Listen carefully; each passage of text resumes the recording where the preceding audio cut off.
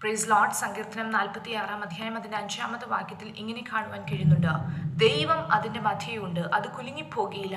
ദൈവം അതികാലത്ത് തന്നെ അതിനെ സഹായിക്കും. പ്രിയ ദൈവത്തിന്റെ പൈതലേ, കർത്താവ് നമ്മുടെ മധ്യത്തിലുണ്ട്. നാം കുലുങ്ങിപ്പോകുവാൻ ദൈവം സമ്മതിക്കത്തില്ല. നമ്മെ സഹായിപ്പാൻ യഹോവയുടെ കരമുണ്ട്. അതുകൊണ്ട് തന്നെയാണ് സങ്കീർത്തനക്കാരൻ പറയുന്നത്, ദൈവം നമ്മുടെ സംഗീതവും ബലവുമാകുന്നു. കഷ്ടങ്ങളിൽ അവൻ ഏറ്റവും അടുത്തിരിക്കുന്ന തുണയാണ്. ആ കർത്താവിന്റെ കരം നമ്മുടെ വിഷയത്തിന്റെ അകത്ത് പ്രവർത്തിപ്പാൻ തക്കവണ്ണം കുറുകിപ്പോയിട്ടില്ല. എത്ര പേർക്ക് വിശ്വസിപ്പാൻ കഴിയും? ഹല്ലേലൂയ. ഭൂമി മാറിപ്പോയാലും പർവ്വതങ്ങൾ സമുദ്രമധ്യേ വീണാലും ആമേൻ സ്തോത്രം, നാം ഭയപ്പെടുകയില്ല. പ്രതികൂലത്തിന്റെ മധ്യത്തിൽ, പ്രതിസന്ധിയുടെ മധ്യത്തിൽ ഹല്ലേലൂയ ഉറച്ചു പറയുവാൻ കഴിയുമോ? കർത്താവിന്റെ കൂടെയുണ്ട്, ദൈവം അതിന്റെ മധ്യയുണ്ട്, യഹോവ തന്നെ അതിനെ സഹായിക്കും. ഹല്ലേലൂയ. യോവേൽ പ്രവാചകനിലൂടെ കർത്താവ് ഇപ്രകാരമാണ് പറയുന്നത്: ഞാൻ ഇസ്രായേലിന്റെ നടുവിലുണ്ട്, ഞാൻ മാത്രം ദൈവം എന്ന് നിങ്ങൾ അറിയും. എൻ്റെ ജനം ഒരു നാളും ലജ്ജിച്ചു പോകുകയില്ല.